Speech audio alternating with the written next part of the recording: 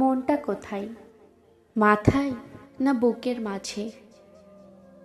Doctor বলল মন হলো মাথায়, ব্রেইনে।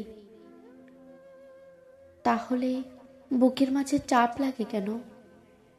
হৃৎপিণ্ডের অলিন্দে স্পন্দিত ধাক্কা থাকে কেন? কোথায় যে কি জানি না, এত কিছু বুঝিও না।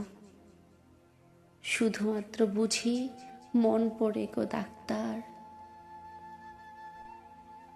চৈত্রের দুপুরে দাবদাহে মাটি ফাটানো রোদে চারপাশে জনশূন্যতায় উদাস লাগে।